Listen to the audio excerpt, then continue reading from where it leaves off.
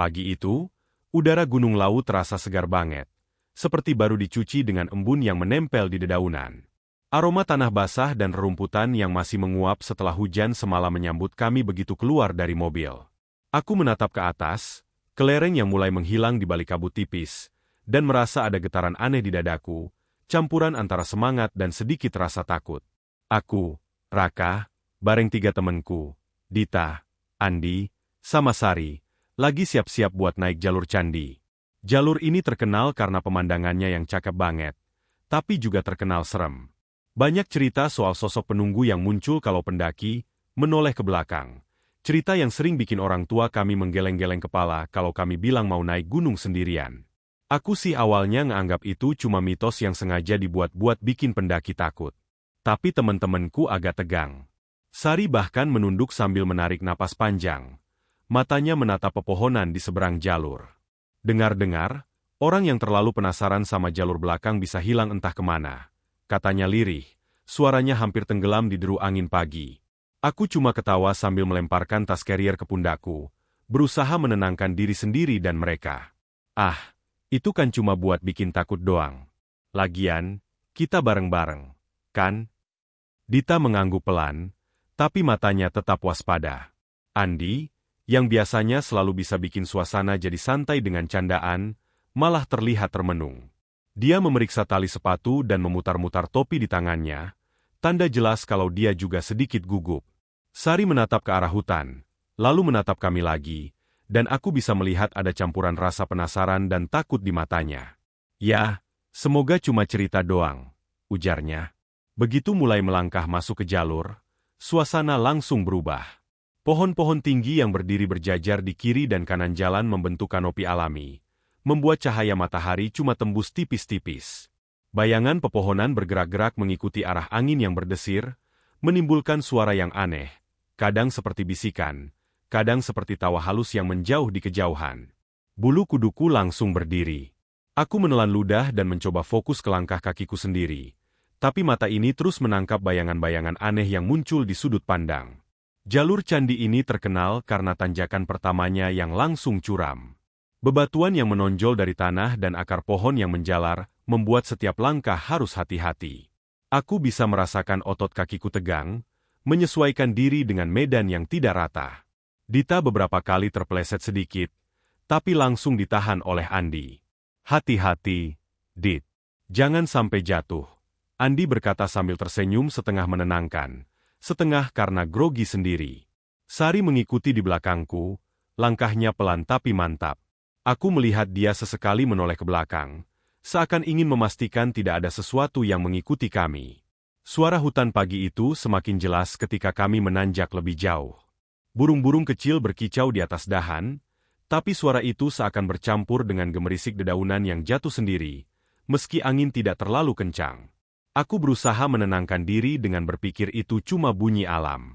Tapi kemudian, tiba-tiba terdengar suara ranting patah di belakang kami. Aku langsung menoleh, tapi yang kulihat hanya kabut tipis dan bayangan pepohonan yang bergoyang. Mungkin cuma monyet, aku bilang pelan, tapi suaraku terdengar agak ragu. Teman-temanku mengangguk, tapi jelas mereka juga mendengar dan merasakannya. Sepanjang perjalanan, kami melewati beberapa titik yang membuat jantung sedikit berdebar. Ada pohon besar dengan akar yang menjalar keluar dari tanah, membentuk bentuk-bentuk aneh seperti wajah yang menatap. Sari berhenti sebentar di dekat pohon itu, menatapnya lama sekali. Serem juga ya pohon ini, kayak lagi ngawasin kita, katanya sambil menelan ludah. Aku cuma nyengir, mencoba menghapus rasa takut yang tiba-tiba muncul. Andi menepuk pundakku, santai aja.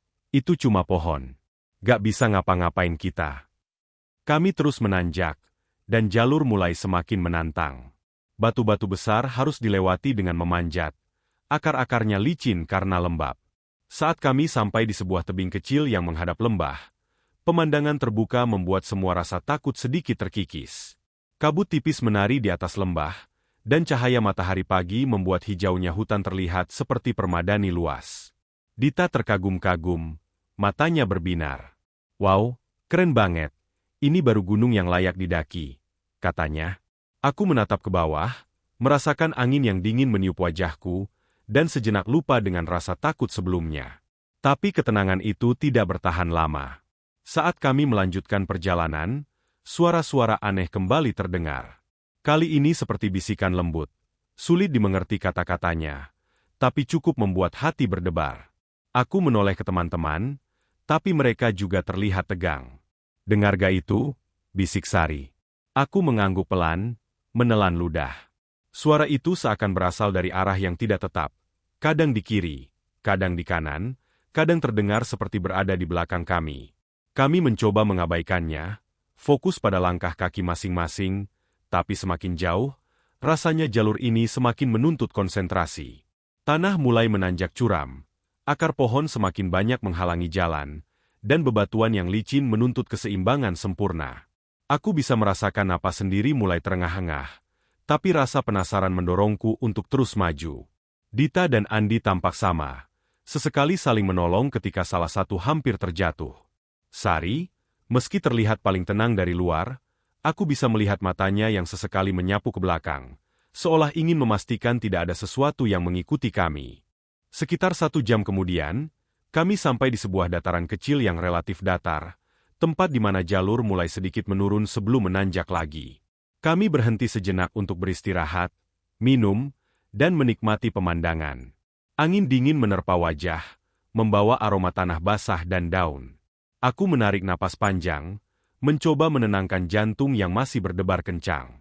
Dita duduk di batu besar, meletakkan tasnya, dan mengeluarkan sebotol air. Andi duduk di sampingnya, sementara Sari tetap berdiri, matanya menatap hutan di depan. Kami bercakap-cakap ringan, mencoba mengembalikan suasana santai. Tapi ada ketegangan yang tetap mengendap, seperti sesuatu sedang mengintai dari balik pepohonan. Aku mulai merasakan sensasi aneh, seperti ada mata yang menatap dari kegelapan. Hanya saja, setiap kali aku menoleh, tidak ada apa-apa. Angin yang berdesir, bayangan pohon yang bergoyang, semuanya bisa dijelaskan secara logis, tapi perasaan ini tetap ada. Saat kami bersiap untuk melanjutkan perjalanan, aku merasa jalur semakin sepi. Suara alam masih terdengar, tapi ada kesunyian yang berbeda, seperti hutan menahan napas menunggu sesuatu terjadi. Aku menoleh ke teman-teman, mereka semua terlihat waspada tapi mencoba tersenyum agar tidak panik.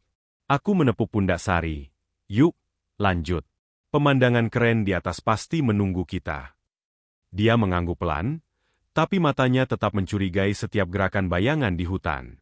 Tanjakan berikutnya lebih berat. Batu-batu besar yang harus dilewati tampak licin, akar pohon membentuk jebakan alami bagi pendaki yang lengah. Aku mengulurkan tangan untuk menahan Andi ketika dia hampir terpeleset, dan dia membalas dengan senyum tegang. Dita mengikuti langkahku, hati-hati tapi mantap, sementara Sari tetap berada di belakang, selalu menilai jalur di depan dan sekitar kami. Suara bisikan itu kembali terdengar, samar tapi jelas, dan membuat kami semua menegang. Aku menenangkan diri dengan berpikir itu cuma angin atau suara hewan, tapi bagian dalamku tak bisa menghilangkan rasa was-was. Sekitar tengah perjalanan, kabut semakin tebal, membuat jarak pandang terbatas hanya beberapa meter. Suasana berubah menjadi lebih misterius. Pohon-pohon besar seperti bayangan hitam menjulang tinggi, dan cahaya matahari yang berhasil menembus daun-daun terlihat seperti siluet tipis yang menari-nari. Aku merasakan setiap langkah lebih hati-hati, telapak kaki menempel di tanah lembab, memeriksa setiap batu dan akar. Rasa lelah mulai muncul, tapi rasa penasaran lebih besar lagi. Aku melihat teman-teman juga mulai kelelahan, tapi mereka terus maju, saling menyemangati. Andi sesekali melontarkan candaan ringan, mencoba memecah ketegangan, dan Dita terkadang tertawa kecil walau napasnya masih terengah-engah. Sari tetap diam, tetapi aku tahu dia memperhatikan setiap detail di sekitar kami. Aku menatap ke atas, ke lereng yang semakin curam, dan merasakan campuran adrenalin dan ketakutan.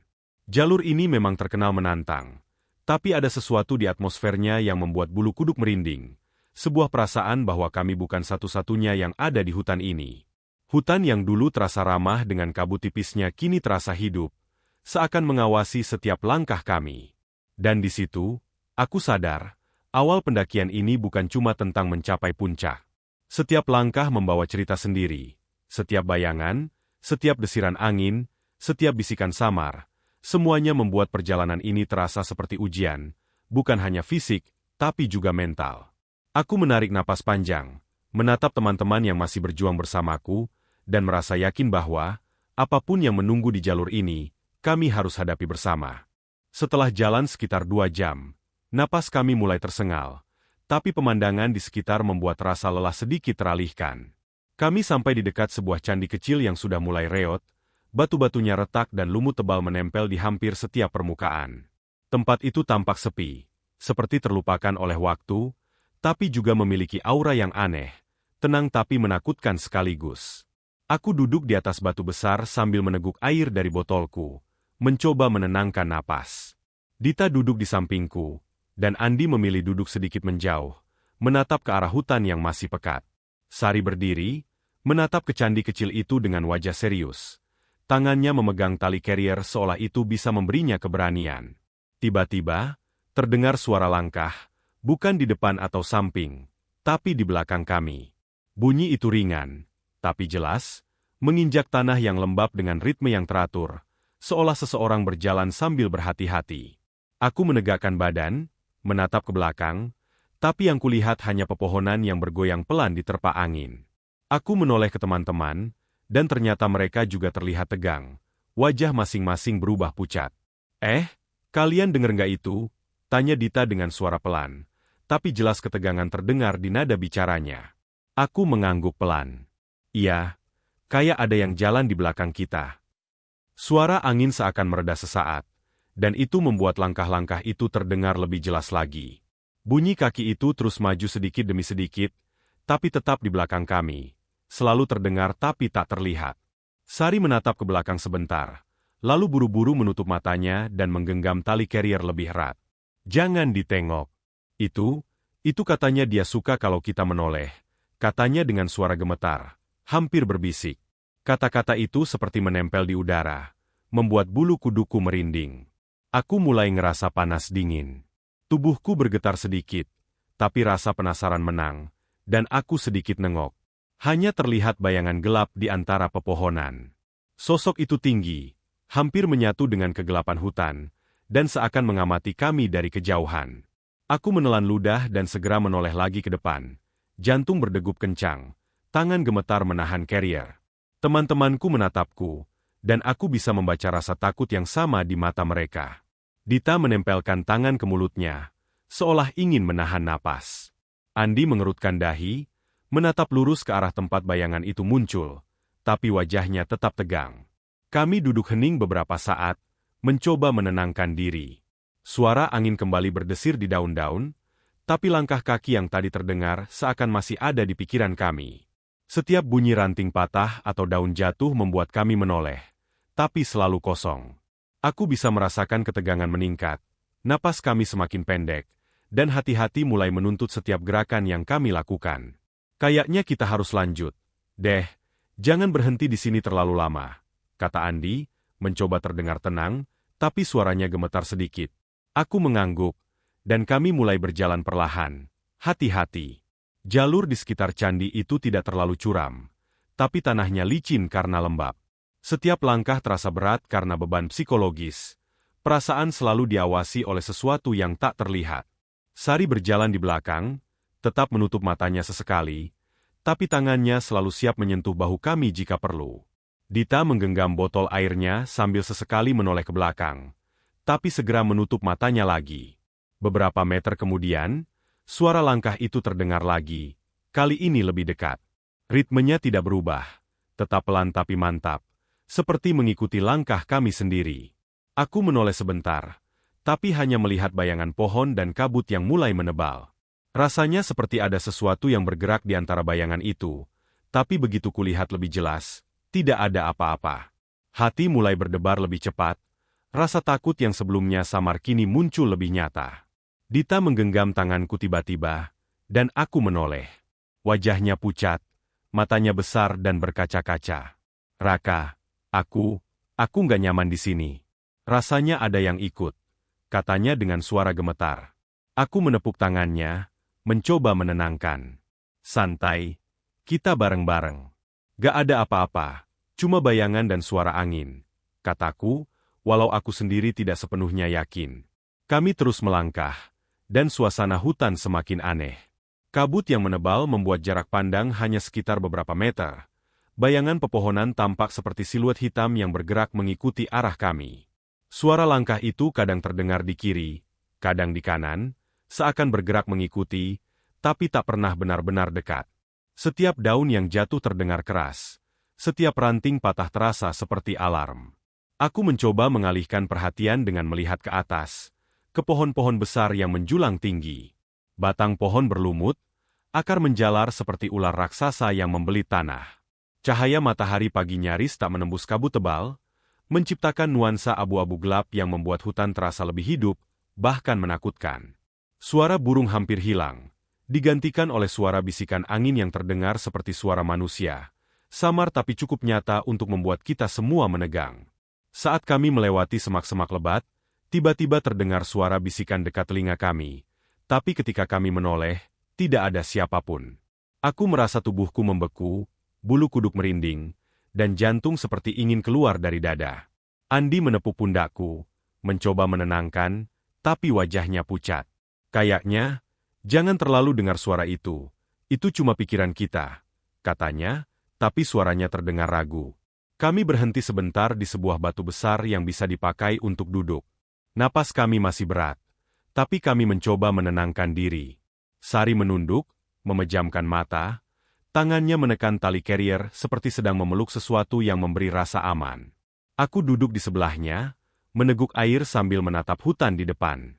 Setiap gerakan bayangan, setiap suara yang terdengar samar membuat perasaan takut semakin menumpuk. Tidak lama kemudian, terdengar suara langkah lagi, kali ini lebih cepat, seperti mencoba mendekat. Aku menoleh sebentar, dan di antara pepohonan, terlihat siluet hitam yang bergerak cepat sebelum hilang lagi di balik kabut. Jantungku berdetak kencang, dan aku merasakan napas yang semakin cepat. Dita memegang tanganku erat, Sari menunduk, dan Andi menatap ke arah bayangan itu dengan mata melebar. Semua perasaan takut yang sebelumnya samar kini menjadi nyata, menempel di setiap sudut pikiran kami. Kami mencoba untuk tetap bergerak maju, tapi langkah kami kini sangat berhati-hati. Jalur yang sebelumnya terlihat biasa kini terasa penuh jebakan. Akar pohon seperti memanggil kaki kami untuk tersandung, batu licin seperti menunggu kita jatuh, dan kabut yang menebal membuat arah hampir hilang. Suara langkah itu tetap terdengar di belakang, mengikuti kami seperti bayangan yang tak terlihat. Sari tiba-tiba menahan lenganku. Raka, kita harus hati-hati, jangan menoleh lagi. Kalau dia marah, katanya, bisa bahaya, katanya dengan suara gemetar. Aku mengangguk. Walau rasa penasaran di dalam diri ini, hampir membuatku tergoda untuk menoleh lagi. Tapi aku menahan diri, tetap fokus ke jalur. Dita memegang tanganku, Andi berjalan di depan kami, memimpin langkah dengan hati-hati. Kami terus maju, dan suasana semakin mencekam. Suara angin, bisikan, dan langkah misterius bercampur menjadi satu, menciptakan suasana yang menegangkan dan aneh. Rasanya seperti hutan hidup, mengawasi setiap gerakan kami, menunggu sesuatu terjadi. Aku bisa merasakan adrenalin mengalir deras, membuat tubuhku tegang, mata terus menyapu sekitar untuk menangkap setiap gerakan. Setelah berjalan beberapa menit, kami sampai di sebuah dataran kecil, tempat di mana jalur agak menurun. Kabut di sini lebih tipis, tapi suasana tetap mencekam. Bayangan pepohonan seperti menempel di setiap sudut. Suara langkah samar masih terdengar di kejauhan. Kami berhenti sejenak, mencoba menenangkan diri, meneguk air, dan menyesuaikan napas yang masih terengah-engah. Aku menatap teman-teman, mereka semua terlihat kelelahan, tapi juga tegang. Kita harus lanjut sedikit lagi. Puncak mungkin gak jauh dari sini, kata Andi, mencoba terdengar tegas. Aku mengangguk, menarik napas panjang, mencoba mengumpulkan keberanian. Dita menggenggam tanganku, Sari menatap lurus ke depan, dan aku merasakan tekad yang sama di antara kami. Langkah demi langkah, kami terus maju, meski suara langkah misterius itu tetap mengikuti di belakang. Setiap gerakan, setiap bayangan, setiap bisikan membuat perjalanan ini terasa seperti ujian, bukan hanya fisik, tapi juga mental. Aku menyadari bahwa pengalaman ini lebih dari sekadar mendaki gunung. Ini adalah perjalanan melawan ketakutan sendiri, menghadapi hal-hal yang tak terlihat tapi nyata terasa di dalam hati. Dan di sanalah, di tengah kabut dan bayangan, aku menyadari sesuatu. Jalur ini bukan hanya tentang sampai di puncak. Setiap langkah, setiap suara, setiap detik rasa takut yang kami rasakan adalah bagian dari cerita yang akan kami ingat selamanya. Sesuatu menunggu di balik pepohonan. Mungkin hanya hutan itu sendiri, tapi kehadirannya terasa hidup, menantang kami untuk terus maju, menghadapi misteri, dan bertahan bersama-sama. Malam mulai turun dengan cepat di lereng Gunung Lawu. Kabut tipis yang menempel di pepohonan turun semakin tebal, menyelimuti jalur pendakian yang tadi kami lewati dengan nuansa misterius. Cahaya senja memudar perlahan, meninggalkan rona abu-abu dan biru gelap yang menutupi seluruh hutan. Kami memutuskan untuk beristirahat dan memasang tenda di dekat sebuah candi yang lebih besar, yang sepertinya sudah lama ditinggalkan. Batu-batunya retak dan dipenuhi lumut, dikelilingi pohon-pohon tinggi yang tampak seperti penjaga sunyi di malam hari. Suasana di sekitar begitu sunyi. Hanya terdengar sesekali suara binatang malam, gerak kaki mamalia kecil di semak, bunyi daun jatuh, dan desir angin yang berhembus di antara dahan-dahan pohon. Angin malam itu terasa dingin menusuk kulit, tapi lebih dari itu, ada sensasi aneh seperti hutan ini menahan napasnya, menunggu sesuatu terjadi.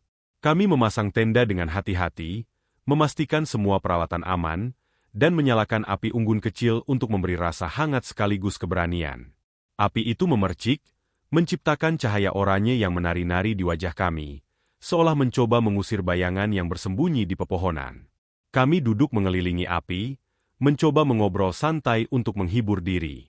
Aku menatap teman-teman yang duduk dekatku, melihat Dita yang masih sesekali menatap bayangan di luar lingkaran cahaya unggun, Andi yang gemetar sedikit tapi mencoba terdengar tenang, dan Sari yang tampak paling gelisah, tangannya memeluk lututnya. Suasana percakapan terasa ringan, tapi setiap orang tahu ketegangan tetap ada, hanya terselubung oleh upaya tertawa dan bercanda. Tiba-tiba, suara teriak pelan terdengar, seperti bisikan yang memecah hening malam. Itu, di luar tenda. Sari menjerit pelan, suaranya dipenuhi ketakutan yang murni. Aku langsung menoleh ke arah suara itu, dan begitu juga Dita dan Andi. Tapi yang kulihat pertama hanyalah kegelapan pekat di luar tenda. Sesuatu membuat jantungku seakan terhenti sebentar. Aku menahan napas, mencoba melihat lebih jelas. Di antara pepohonan yang disinari cahaya redup unggun, ada sosok tinggi, hitam, tanpa wajah. Badannya seperti kabut gelap yang bergerak perlahan, seakan menyatu dengan kegelapan hutan. Tingginya melebihi rata-rata manusia, tapi proporsinya aneh, panjang tangannya nyaris menyentuh tanah saat diam berdiri. Kepala dan wajahnya sama sekali tak terlihat, hanya kegelapan pekat yang menyelimuti. Aku nyaris tidak bisa bernapas, tubuhku kaku, detak jantung terdengar keras di telinga sendiri. Andi gemetar hebat, suaranya hampir tersengal saat berkata, "Kita harus, jangan menoleh, kayak yang dibilang orang-orang." Suaranya bergetar, jelas ketakutan menguasai tubuhnya. Sari menunduk, menahan napas, matanya terpejam rapat. Tapi rasa penasaran manusia itu sulit ditahan. Aku melihat ke arah Dita, dan kami berdua hampir secara diam-diam sepakat untuk mengintip melalui celah tenda, berharap bisa melihat sosok itu lebih jelas tanpa ketahuan. Apa yang kami lihat membuat darahku hampir beku. Sosok itu tidak bergerak seperti manusia normal. Ia melayang-layang perlahan di antara pohon, kadang menampakkan tangannya yang panjang dan tipis, kadang hanya bayangan hitam pekat yang bergerak samar. Setiap kali aku menatap, rasanya seperti ada tekanan berat di kepala, seperti otak dipaksa menahan rasa takut yang murni. Aku menoleh ke arah Dita, yang juga menatap sosok itu dengan mata melebar dan tangan menggenggam erat bibir tenda. Tapi begitu menoleh lagi, sosok itu hilang, seolah ditelan kegelapan atau kabut yang tebal. Kami duduk beku beberapa saat, hanya mendengar suara angin yang berdesir di daun dan suara unggun yang berderak. Hati kami berdebar kencang, tubuh gemetar, tapi rasa penasaran tetap membuat mata kami ingin mengintip lagi. Sosok itu muncul lagi, kali ini lebih dekat. Aku bisa melihat bentuk tubuhnya, tinggi, kurus, dengan punggung yang tampak membungkuk sedikit. Tidak ada wajah, tidak ada mata, hanya kegelapan pekat yang menelan cahaya. Sosok itu bergerak perlahan mendekat ke arah tenda kami, tapi begitu aku menatap, tekanan di kepala meningkat, membuat aku menunduk cepat dan menutup celah tenda. Sari menjerit pelan lagi, suaranya nyaris pecah karena ketakutan. Jangan lihat. Aku bisa merasanya kalau dia lihat kita, katanya dengan suara gemetar. Aku bisa merasakan bulu kuduk merinding, seluruh tubuh tegang. Andi mencoba menenangkan, tapi gemetarnya jelas tidak bisa disembunyikan. Kita harus tetap di sini. Jangan gerak, jangan lihat, jangan, katanya. Tapi suaranya berhenti karena jelas ketakutan mengambil alih. Aku dan Dita saling berpandangan. Keduanya sadar bahwa rasa takut ini nyata. Tapi rasa penasaran sulit ditahan. Aku mengintip lagi melalui celah tenda, dan sosok itu terlihat bergerak di antara pohon. Setiap langkahnya perlahan, tapi tanpa suara. Badannya seperti kabut gelap yang menelan cahaya dari unggun. Aku merasakan tekanan di kepala lagi, seperti tubuh dipaksa merasakan ketakutan yang murni. Saat aku menoleh ke Dita untuk berbagi tatapan, sosok itu hilang lagi. Tenda yang kami pasang tiba-tiba terasa terlalu rapuh. Terlalu tipis untuk melindungi kami dari sosok yang ada di luar. Angin malam membawa aroma tanah basah, lumut, dan sesuatu yang lebih aneh, seperti aroma busuk tapi samar, yang menempel di udara. Hutan di sekitar tenda terasa hidup, mengamati kami. Cahaya unggun yang tadinya memberi rasa aman kini tampak lemah. Bahkan bayangannya seakan dimakan oleh kegelapan di luar. Kami tetap duduk di sana, berpegangan tangan satu sama lain, mencoba menenangkan napas yang terengah-engah. Tapi setiap suara ranting patah, setiap desir angin, membuat kami menegang lagi. Aku menatap ke arah pohon-pohon, berharap tidak melihat sosok itu lagi, tapi bayangan hitam itu muncul di antara pepohonan, menatap, meski tak terlihat matanya. Rasanya seperti ada energi yang memaksa kami untuk tetap diam dan takut. Waktu terasa berjalan lambat. Setiap menit seperti jam, setiap detik terasa panjang. Sosok itu muncul dan menghilang tanpa aturan, seolah menari dengan bayangan, menyiksa rasa penasaran dan ketakutan kami. Aku menatap Dita, yang wajahnya pucat, bibir gemetar, dan matanya penuh ketakutan. Kami saling genggam tangan, berusaha memberi keberanian satu sama lain, meski jelas ketakutan yang sama menguasai. Sari, yang tadinya menutup mata, akhirnya berani menengok sekali. Begitu matanya terbuka, dia mundur dan menutup mata lagi dengan tangan gemetar. Dia lihat aku. Rasanya kepala aku seperti ditekan. Katanya, suaranya hampir pecah karena panik. Aku mengangguk pelan, menahan napas, merasakan sensasi itu juga. Tekanan di kepala seperti membebani pikiran, membuat seluruh tubuh tegang dan kaku. Andi mencoba mengalihkan perhatian dengan berbicara, tapi suaranya bergetar. Kita harus tetap di sini. Jangan gerak, jangan, katanya. Tapi jelas kata-kata itu tak mampu menenangkan ketegangan. Sosok itu muncul lagi. Kali ini lebih dekat, tapi tetap samar di balik kabut. Setiap kali aku menatap, tekanan di kepala meningkat. Tapi begitu menoleh, hilang. Rasanya seperti hutan dan sosok itu bermain-main dengan pikiran kami, menantang keberanian dan rasa penasaran. Kami akhirnya memutuskan untuk menyalakan sedikit lebih banyak api unggun, berharap cahaya lebih terang bisa memberi rasa aman. Tapi begitu nyala api memercik lebih tinggi, sosok itu tampak seakan menyesuaikan diri, bergerak lebih dekat ke tepian cahaya, tapi tak pernah masuk ke lingkaran terang. Rasanya seperti ada kesadaran, seolah makhluk itu tahu batas cahaya dan gelap, tahu kapan harus muncul dan menghilang. Semalaman itu terasa panjang dan penuh ketegangan. Setiap kali salah satu dari kami mencoba tidur atau menutup mata, sosok itu muncul lagi, samar tapi nyata, membangunkan rasa takut yang sama. Hutan yang sunyi di siang hari kini terasa hidup di malam hari, penuh rahasia dan kehadiran yang tak bisa dijelaskan. Kami berpegangan tangan, duduk dekat api unggun, mencoba memberi keberanian satu sama lain, sambil berharap pagi segera datang dan kabut tebal menghilang. Dan di sanalah, di tengah hutan, di bawah cahaya api yang kecil dan hangat, kami menyadari bahwa pengalaman malam ini bukan sekadar cerita seram gunung. Sosok itu nyata, dan keberadaannya membuat kami sadar betapa tipisnya batas antara rasa penasaran dan rasa takut, antara dunia yang terlihat dan dunia yang tak kasat mata.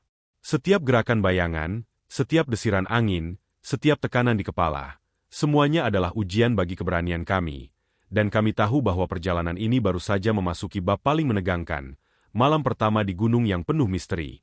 Besok paginya, kabut tipis masih menggantung di antara pepohonan, menyelimuti jalur yang tadi kami lalui dengan nuansa berbeda. Lebih dingin, lebih sunyi, dan entah kenapa, terasa lebih sempit.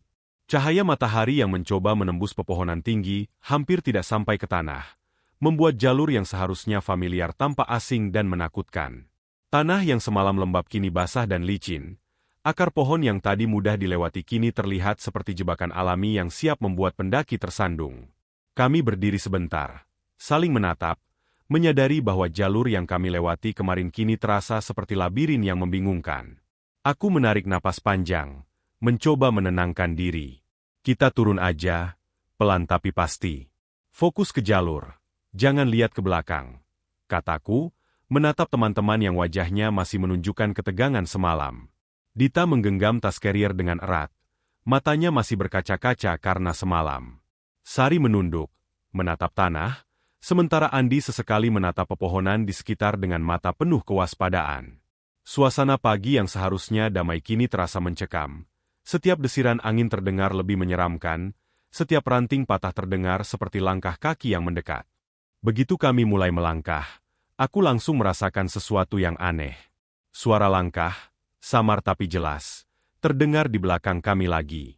Ritmenya pelan, mantap, seperti mengikuti langkah kami sendiri. Aku menoleh sekilas, tapi begitu aku ingin memastikan, bayangan itu menghilang, seakan tertelan kegelapan atau kabut yang menggantung di pepohonan. Tubuhku tegang, napas terasa cepat, tapi aku menahan diri untuk tidak menoleh. Dita yang paling takut malah tidak bisa menahan diri. Setiap kali suara langkah itu terdengar, matanya langsung mencari bayangan, dan setiap kali dia menoleh, aku bisa merasakan bayangan itu semakin dekat, hampir seperti bereaksi terhadap pandangannya. Aku cepat-cepat meraih tangannya dan menariknya pelan. Jangan menoleh. Cepat jalan aja, bisikku, suara bergetar sedikit karena ketegangan yang menguasai tubuh. Kami berempat mencoba fokus, langkah kaki cepat tapi hati-hati, mata menatap ke jalur di depan. Tapi semakin lama, jalur semakin sempit, pepohonan seakan menutup jalan, ranting-ranting menjulur ke arah kami seolah ingin menahan langkah. Rasanya jalur yang seharusnya familiar ini seperti berubah, bergerak mengikuti kami, memaksa kami merasa terjebak di tengah hutan yang hidup. Dan kemudian, suara itu terdengar. Bukan lagi langkah kaki, tapi bisikan, lembut, menyeramkan, berulang-ulang, seperti berasal dari udara itu sendiri. Kenapa kalian menoleh? Kenapa kalian menoleh? Suara itu terdengar begitu dekat, seperti langsung menembus telinga, tapi ketika aku menoleh, tidak ada siapapun. Dita menggenggam lenganku lebih erat, tubuhnya gemetar hebat, sementara Sari menunduk menahan napas, matanya menutup rapat. Andi berusaha terdengar tenang, tapi napasnya terengah-engah, jelas ketegangan semalam masih membekas. Aku menelan ludah, mencoba menenangkan diri.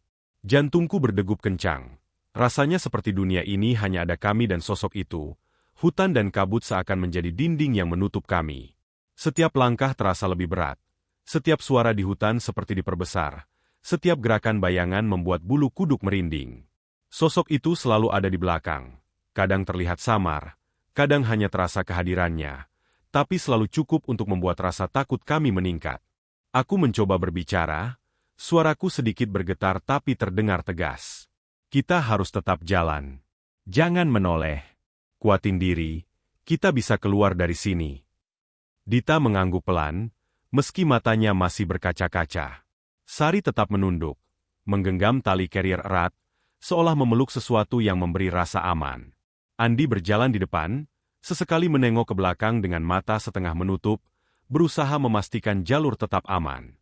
Semakin lama, bisikan itu makin sering terdengar, kadang samar, kadang jelas. Kenapa kalian menoleh? Kenapa kalian menoleh? Rasanya seperti makhluk itu bisa membaca pikiran kami, menargetkan rasa takut yang paling dalam. Aku merasakan kepala seperti ditekan, tubuhku tegang, dan setiap langkah menjadi ujian mental tersendiri. Di salah satu tikungan jalur, kami bertemu akar pohon yang menonjol, batu licin, dan tanah basah yang siap membuat tersandung. Aku menahan napas, menatap ke depan, dan dengan hati-hati melangkah. Dita menggenggam tanganku erat, seolah takut terlepas dari perlindungan yang ada. Sosok itu muncul lagi di belakang kami, samar tapi terlihat tinggi, hitam, tanpa wajah. Badannya seperti kabut gelap yang bergerak perlahan, selalu menyesuaikan dengan langkah kami, tapi hilang saat aku menoleh langsung. Sari menjerit pelan ketika bayangan itu tampak lebih dekat. Aku nggak kuat, katanya, suaranya gemetar. Aku menepuk punggungnya pelan, mencoba menenangkan. Santai, jangan lihat. Kita bisa keluar dari sini, tetap jalan aja, bisikku. Tapi rasanya seperti berat untuk meyakinkan diri sendiri. Ketegangan menyelimuti udara. Setiap langkah terasa seperti diselimuti kegelapan yang hidup, hutan yang menatap kami dengan mata tak terlihat. Semakin jauh kami melangkah, semakin aneh jalur ini terasa. Pohon-pohon menjulang tinggi, cabang-cabang seolah bergerak mengikuti langkah kami. Cahaya matahari pagi yang menembus kabut tipis, seperti diperpendek oleh bayangan yang menari-nari di antara pepohonan. Rasanya kami tidak lagi berjalan di jalur yang sama seperti semalam, tapi di dunia lain yang dipenuhi bayangan, bisikan, dan ketegangan psikologis. Aku mencoba tetap fokus, menatap ke depan, tapi sadar bahwa sosok itu selalu ada di belakang, bahkan ketika kami menutup mata sejenak atau menoleh sebentar. Setiap kali Dita menoleh, sosok itu seakan bergerak lebih cepat, mendekat dengan kehadiran yang menekan. Aku menahan lengannya, menariknya lebih dekat ke arahku, dan berbisik, "Dita, jangan menoleh lagi. Kita harus jalan." Dia mengangguk pelan, gemetar, tapi jelas perasaan takutnya masih menguasai. Suara bisikan semakin sering terdengar, kadang samar seperti angin, kadang jelas seperti di telinga sendiri. "Kenapa kalian menoleh? Kenapa kalian menoleh?" Rasanya dunia ini sempit. Seakan hanya ada kami dan makhluk itu, hutan seakan hidup, menutup jalur keluar. Aku menatap Andi, dia juga terlihat tegang, menahan napas, tapi mencoba memberi semangat. Sari tetap diam, matanya menutup rapat, berpegangan pada carrier seperti satu-satunya pengikat dengan kenyataan. Setiap langkah semakin berat, tanah yang licin dan akar pohon yang menjulur membuat kami harus hati-hati. Sosok itu terus muncul, kadang hanya bayangan gelap, kadang terlihat sedikit lebih jelas, tapi selalu menghilang saat ditatap langsung. Rasanya seperti berada di perangkap psikologis. Setiap gerakan, setiap pandangan, setiap napas akan dipantau, diukur, dan dimainkan. Aku mulai merasa kepala berdenyut, jantung seperti diperas oleh ketegangan yang terus menumpuk. Tapi aku tahu satu-satunya cara untuk keluar dari situasi ini adalah terus bergerak, terus melangkah, dan tidak menoleh. Aku menggenggam tangan Dita erat, menepuk pundak Sari pelan, dan menatap Andi untuk memberi tanda agar tetap fokus. Tiba-tiba, suara ranting patah terdengar tepat di samping kami, membuat kami semua menjerit pelan. Sosok itu muncul di balik pohon, samar tapi tinggi dan gelap. Rasanya seperti tekanan fisik dan mental menyerang bersamaan, tubuh gemetar, kepala sakit, dan napas terengah-engah. Aku menelan ludah, berusaha menenangkan diri dan teman-teman. "Cepet, terus jalan. Jangan menoleh," kataku dengan suara yang hampir hilang oleh ketegangan.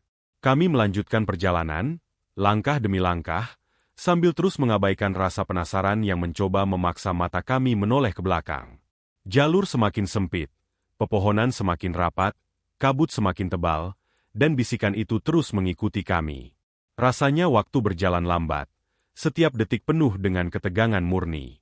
Sosok itu selalu ada, tapi tetap samar, seperti bayangan yang menempel di dunia kami, menunggu kami melakukan kesalahan.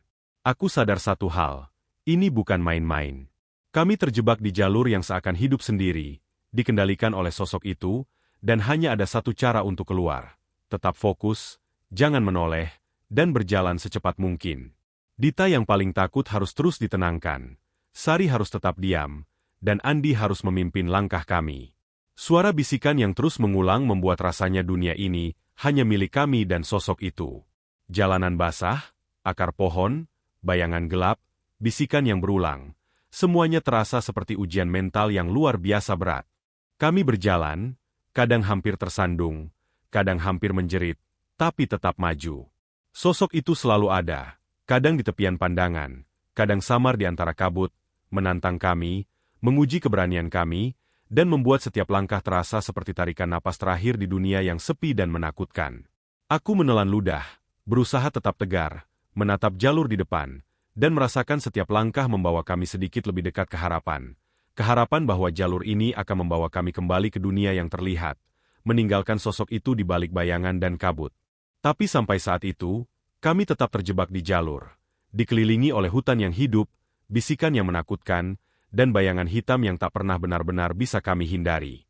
Setelah berjalan selama berjam-jam, melewati jalur yang sempit, akar pohon yang menjulur, tanah licin, dan bayangan gelap yang selalu menempel di belakang kami, akhirnya kami sampai di pos terakhir sebelum jalan aspal. Napas kami tersengal, tubuh terasa lelah luar biasa, tapi ada perasaan lega yang muncul. Akhirnya, kami pikir, hutan ini akan kami tinggalkan, dan sosok itu tidak lagi mengintai.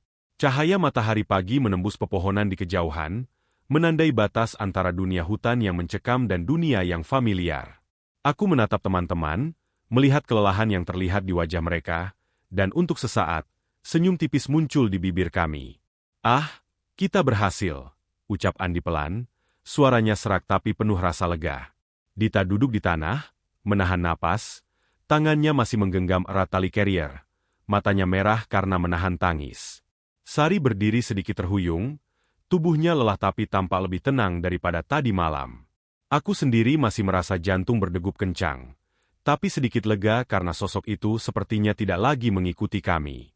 Kami berjalan perlahan ke arah jalan aspal, menyesuaikan langkah kaki dengan medan yang lebih datar.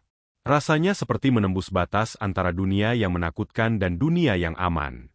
Angin pagi terasa hangat di wajah, aroma tanah basah dan dedaunan berganti dengan udara segar yang lebih ringan. Aku mulai merasa napas yang tersengal sedikit mereda, tubuh yang lelah mulai rileks, dan ketegangan semalam terasa mulai hilang. Tapi begitu aku menoleh sekilas ke arah hutan terakhir sebelum jalan aspal, sebuah bayangan membuat seluruh tubuhku langsung membeku. Di antara pohon-pohon yang masih diselimuti kabut tipis, aku melihat sosok itu, hitam, tinggi, tanpa wajah, berdiri diam. Badannya seperti kabut gelap yang menelan cahaya, tapi kali ini, ada sesuatu yang lebih menakutkan. Meski diam, matanya, aku bisa merasakannya menembus sampai ke dalam. Seolah sosok itu tahu semua yang kami pikirkan, semua ketakutan yang kami rasakan, semua rahasia kecil yang kami simpan. Aku menelan ludah, tubuhku kaku. Rasanya napas terhenti sesaat, jantung berdegup keras, dan kepala terasa berat karena ketegangan murni yang menumpuk. Sosok itu tetap diam, hanya menatap, tanpa gerakan, tanpa suara.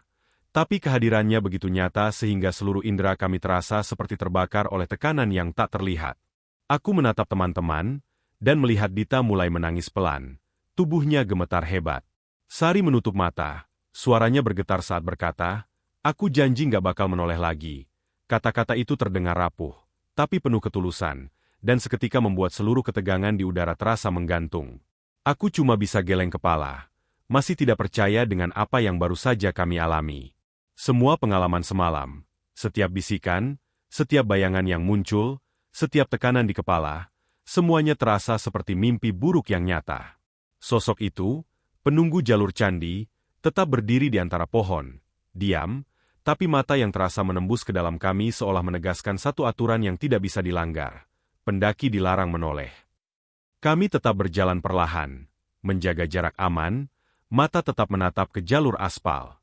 Sosok itu tetap menempel di perbatasan hutan, hitam dan diam, tapi kehadirannya terasa mengintimidasi. Rasanya seperti ada energi yang menahan kami untuk berlari atau menoleh. Setiap gerakan diperlambat oleh rasa takut yang murni. Aku bisa merasakan tangan Dita menggenggam tanganku erat. Tubuhnya gemetar, sementara Sari tetap menunduk. Memeluk carrier seolah itu bisa memberinya keberanian ekstra. Angin pagi berdesir, tapi kali ini terdengar lebih sunyi, seolah hutan itu menahan napasnya menunggu kami meninggalkan wilayahnya. Setiap daun yang jatuh terdengar lebih keras, setiap ranting yang patah terdengar seperti langkah kaki yang mengikuti, tapi kami tidak berani menoleh. Aku menatap Andi, dia tetap tenang di luar penampilan, memimpin langkah kami dengan tatapan tajam ke depan. Tapi jelas ketegangan semalam masih membekas di matanya.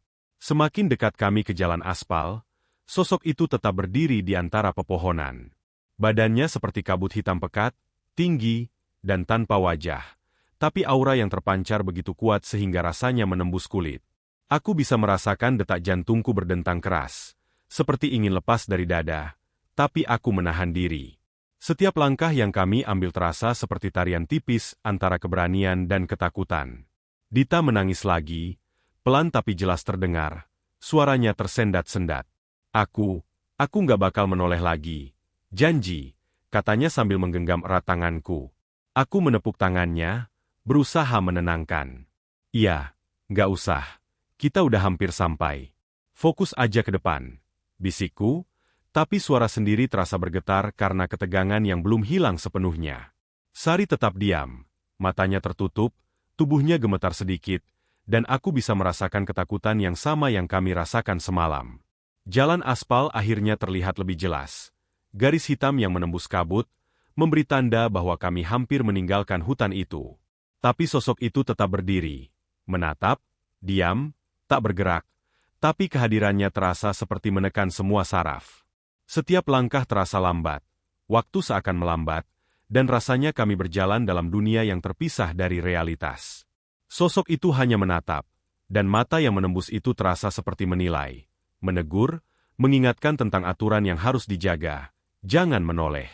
Aku menoleh sekilas ke teman-teman, memastikan mereka tetap fokus. Andi berjalan di depan, menahan napas, menjaga jarak antara kami dan hutan. Dita masih menggenggam erat tanganku, menangis pelan, dan Sari tetap diam dengan mata tertutup. Rasanya seperti dunia ini hanya ada kami dan sosok itu. Dunia di mana waktu berjalan lambat, dan ketegangan menjadi satu-satunya kenyataan. Ketika kami melangkah lebih dekat ke batas hutan, aku bisa merasakan energi dari sosok itu seakan mengikuti kami, menempel di setiap langkah, menembus pikiran, tapi tetap diam. Angin membawa aroma tanah basah, dedaunan, dan sesuatu yang lebih asing, hampir seperti busuk tapi samar, menempel di udara dan menambah ketegangan psikologis yang kami rasakan. Akhirnya, kami sampai di tepi hutan.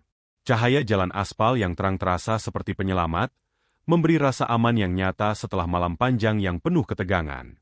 Sosok itu masih berdiri di perbatasan pepohonan. Tinggi, hitam, tanpa wajah, hanya menatap. Rasanya menatap kami sampai ke inti, menembus pikiran dan emosi, meninggalkan bekas ketakutan yang tidak mungkin hilang begitu saja. Kami berhenti sejenak, napas tersengal, tubuh lelah, tapi lega karena kami akhirnya meninggalkan jalur hutan. Dita menangis pelan, tubuhnya gemetar, dan Sari menunduk, masih mencoba menenangkan diri. Aku sendiri berdiri beku beberapa saat, menatap bayangan terakhir itu yang akhirnya tetap diam, menunggu kami sepenuhnya pergi. Rasanya surreal, seperti mimpi buruk yang nyata, pengalaman yang membekas dalam pikiran dan tubuh. Aku menyadari satu hal yang pasti, sosok itu bukan sekadar cerita seram gunung.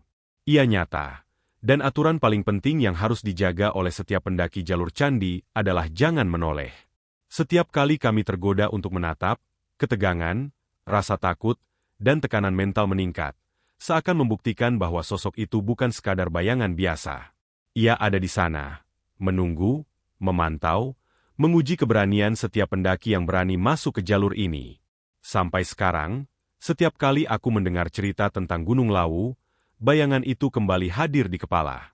Sosok penunggu jalur candi, tinggi, hitam, tanpa wajah, dengan mata yang terasa menembus ke dalam, dan aturan yang paling penting, jangan menoleh. Aku masih bisa merasakan ketegangan itu, tekanan di kepala, suara bisikan, dan rasa takut yang murni, seolah malam itu masih hidup dalam ingatan.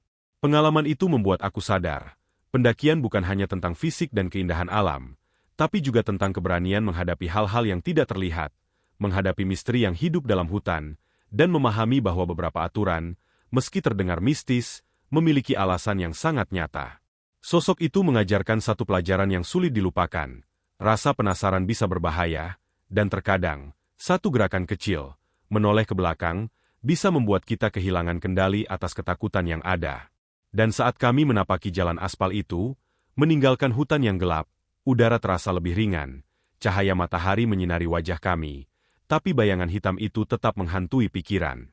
Sari masih sesekali menatap ke hutan, Dita memeluk Carrier erat, Andi berjalan di depan dengan wajah tegang tapi lega, dan aku sendiri tetap menatap ke belakang untuk terakhir kali, sadar bahwa pengalaman ini akan menempel selamanya.